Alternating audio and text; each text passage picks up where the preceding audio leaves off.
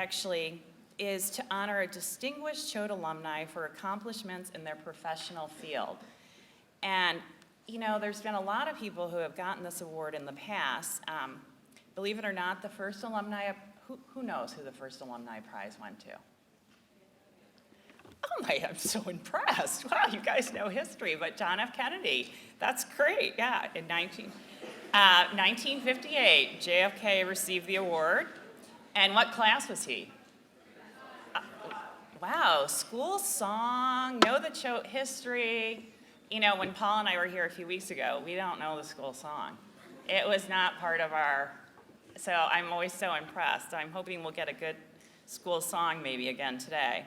But some other famous winners have been Adlai Stevenson, Arnie Carlson, Terry O'Neill, and ironically, I was in New York yesterday. I flew in from Chicago to New York, and I had lunch with Amabel James, and her husband, Tony James, got the award 2 years ago, and I met her and haven't seen her in 2 years. But again, there's that community. You connect with people, you come back, and Tony James is very successful in the private equity field. So it was really lovely to catch up with her again. So when I talk about community, that reflects back.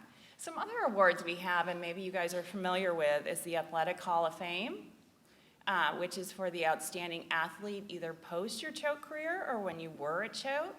And we're really looking at that one to actually maybe make it an annual event. Right now it's biannual, but there are so many great Choate athletes that have done so much that we want to, thanks to our current president, he wants to look at expanding that award a little.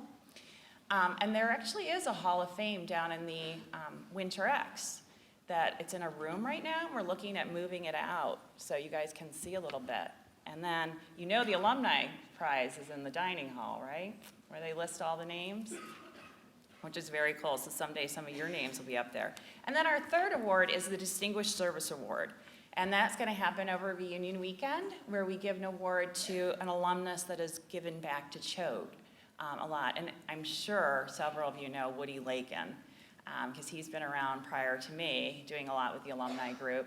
And some of you probably heard his little talk as third formers, boys. He loves coming back and talking to the students. And he's actually creating a young alumni sort of task force right now so that you guys will be involved in heavily, or at least the sixth formers and fifth formers, as you move forward. So he'll be back for that, as will Alice Chafee Freeman will be giving those awards. So I just wanted to talk just a little bit about the Alumni Association and the awards we give.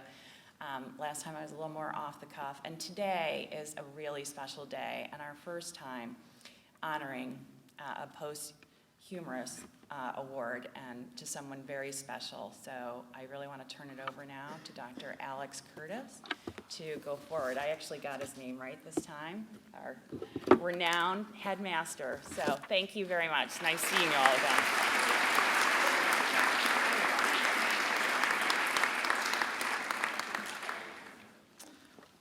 Just before I begin the formal remarks, there are moments in life where you remember where you were when something happened, and you can think of those times. I'll actually say when I first heard about Paula Loyd, I can remember that moment. Paul's mother dropped off, it was in the summer, I was away when she was on campus, so she dropped off a package of materials for me to read about Paula and about her foundation. And we were temporarily in the MEM basement while they were doing the brickwork on Arch. And I had a little block of time, and I just sat down and read a fairly significant piece of material from beginning to end, and just time stopped. And I sat at the end of it for a while reflecting on an extraordinary life and the impact one school can have on a person, on what a family can do, and what an individual can do. And I think so. I was so struck by that moment that it stuck with me, and one of those memories you hold. So I hope that you will find what you hear today equally meaningful. So today we're privileged to present the first posthumous Choate Rosemary Hall Alumni Award to Paula Loyd, class of 1990, who died in service to her country in 2009. Joining us today to accept the award on Paula's behalf are her mother, Mrs. Patty Ward, Choate alumnus Rafe Sagarin, class of 89, and Parnian Nasri, an Afghan graduate of Paula's College, alma mater, Wellesley. Paula grew up in San Antonio, Texas, where she developed a sense of responsibility and self-reliance. At 13, when her parents divorced, she and her mother moved to St. Thomas Virgin Islands, where she was able to interact with and relate to people from all over the world and every walk of life. Paula said of this experience, quote, "I'm very thankful that I've never been instilled with preconceived notions or prejudices, but rather was allowed to make up my own mind about all things." When she came to Choate in 1988 for her 5th and 6th form years, she continued her journey of discovery. Her teachers noted her ability to, quote, "understand and to take pleasure in the subtle nuances." She attacked problems with imagination as opposed to set formulae.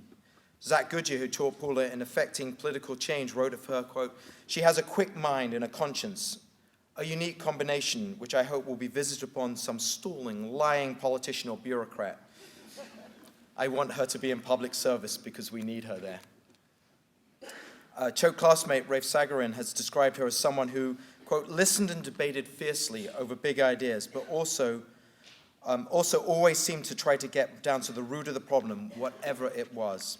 I saw this from the moment I first met her." Her natural empathy for others led her to become a prefect in Lowndes, a national merit finalist. Paula took a gap year upon graduating from Choate and spent a summer and a fall as a roofer in the hot Texas sun before matriculating at Wellesley in the fall of 1991. And after graduating from there, she entered the Army, graduating with paratrooper wings from the Fort Benning Airborne School. She served 4 years in Korea and another 4 years in the Army Reserve in Bosnia-Herzegovina, where she became interested in humanitarian and development projects. When she was posted in Afghanistan, she found her calling. She would return many times to apply her education in cultural anthropology from Wellesley and her master's in foreign service from Georgetown to become a civil military officer with the United Nations Assistance Mission in Afghanistan, a field program officer for USAID, a senior post-conflict specialist, and a social scientist in the Humane Terrain System. It was while interviewing the local population as part of a human terrain team embedded with the Canadian Task Force, Kandahar, that she died, unarmed at the hands of a Taliban sympathizer who doused her with a flammable liquid and set her on fire. She suffered 2nd and 3rd degree burns over 60% of her body.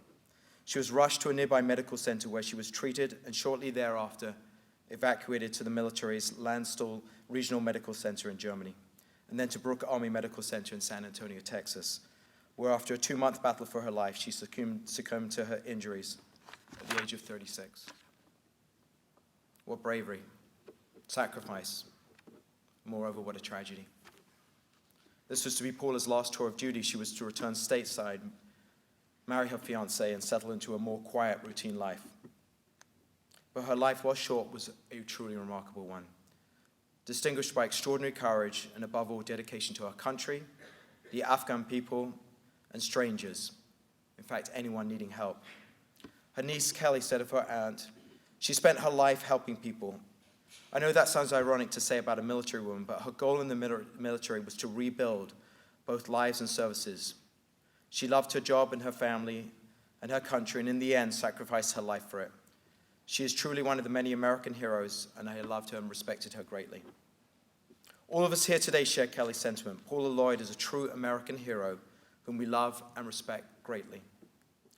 A student of history and military strategy, Paula understood the maxim of the 6th century Chinese general Sun Tzu: "If you do not know your enemies nor yourself, you will be imperiled in every single battle." In order to win the battle, gain people's trust on the ground, and advance the cause of Operation Enduring Freedom, Paula said about knowing her enemies, even loving them. Ultimately, it was that love that led Paula to make a provision that if she were to come in harm's way, a foundation would be set up in her name to assist with the education of young Afghan women. This year, we welcomed 5th former Nargis Mohammed Mahdi from Kabul to Choate Rosemary Hall through the extraordinary generosity of the Paula Loyd Foundation. And so for her work to facilitate international development, to enhance civilian-military coordination, and to improve the socio-cultural understanding, we present the 2013 Choate Rosemary Hall Alumni Award to Paula Jean Loyd, class of 1990.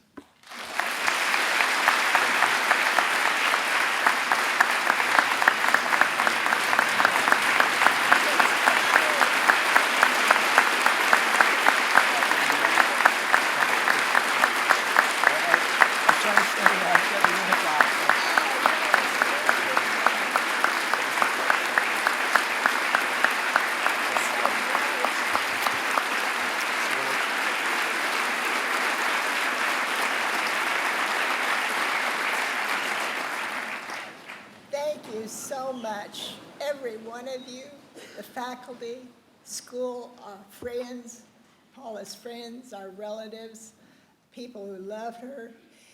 This is just incredible. And I always remember Paula says, look, Mom, I'm going, you see her, this is what she looked like, this is what she talked. She always had that smile. She was born with that smile. I was looking with some baby pictures. She had that smile in her baby bed. And she says, she knew she was going someplace dangerous. She says, something happens to me, don't sit around and moan. Get out and do something. Do something good. We've got to help these people and continue what I'm doing. So Nargis is the first recipient of the Foundation's award, Paula's Dreams, to learn how to deal with this world, go back and make life better for her friends and the women and everyone in Afghanistan. And so we all are behind her. You all are behind her. Her work at Choate. Paula was always aware of anyone who needed help. No kid would ever sit in a corner at a party when Paula was around. She'd go, hi, how are you? Let's have some fun. So if you're aware, those are the things that you all can do. If you're aware of people around you who's got problems, that not being nosy, but just be aware.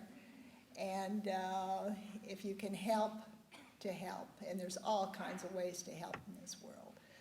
There's so many things and people and critters and oceans and everything that needs help. If you go into any of those areas, it's wonderful.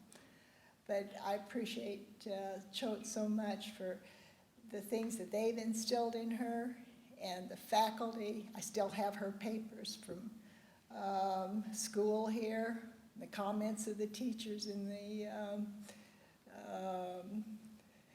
the margins, and it's so much fun just to read over them and see how our mind was working and how their mind was working. So don't underestimate the help your teachers can give you, because it stays with you in your life.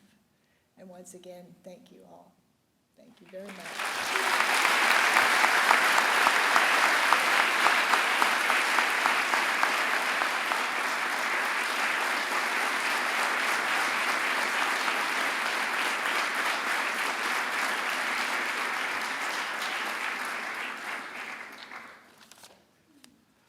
Hello. It's really exciting for me to be here. My name is Rafe Sagarin, class of 1989. And I knew Paula well when we were here, so I'm going to just tell a few stories about her that will hopefully, on the level where you're at, give you a sense of her personality and what she brought to the world in subsequent years. So really, my initial impressions of Paula were entirely superficial. She was this cute punk rock girl that I would admire from across campus and see her, and I'd nudge my friends. I'd say, there's that cute punk rock girl, and she'd have her combat boots on and her long leopard print thrift store coat. So, it started with a crush. And here's the thing. In 1989, I was a sixth former. I was president of the class. I was absolutely fearless about getting up on this stage and talking to all my classmates, but I was terrified of girls. And so for months, I'd just kind of check out Paula from afar. But fate intervened one day at the tuck shop, as it often does. And Paula walked in when I was sitting with my friends, and she sat down in a booth next to us in the tuck shop. I said, there's that cute punk rock girl. My friends were like, enough already, get to it. So finally, I had to face my fears. I said, okay, I'm going to go talk to her. So I got up, and right on the spot, I came up with an absolutely terrible, lame pretense to talk to her. I brought over my broken Walkman. Walkman. Okay, picture Picture an MP3 player with no screen, and instead of playing MP3s, it uses these things called cassettes, which are like little plastic things with magnetic tape in them. Get this, they could hold 10 songs, well, 5 songs, and then you had to flip it over, and you get another 5 songs. Anyway, okay. So anyway, I sat down in her booth, and I showed her the Walkman, and I said, it's broken. Can you help me fix it? Not exactly the #1 pickup line ever used, but that's what I had. But really, it instantly opened me up to this deeper side of Paula, this less superficial side, because without even batting an eye, she took the Walkman and started looking at it and said, well, let's see if we can figure this out. And right there, she started taking it apart, putting it back together, and she actually fixed my Walkman there. And that really was a first clue to me of what kind of person Paula was, because she wanted more than anything to solve problems, to get right down to work on them, not in some theoretical or distant way, but right there in the middle of them, and to work on them. So despite my rather lame introduction, Paula and I did start to hang out, and I soon realized that there was nothing superficial about Paula. We would have all kinds of long discussions and arguments about politics and arts and the relative merits or evils of Donald Trump. Unlike music players, the Donald in his hair has remained exactly the same from 1989 to the present. So if you know Donald Trump the same way we knew Donald Trump. And it was when I had a chance to visit Paula in St. Thomas that I really got to see another side of her. I got to meet her wonderful mother, Patty, and I got to witness something that is also very characteristic of her, which is that she seemed to know everyone there, instantly and without any boundaries and deeply.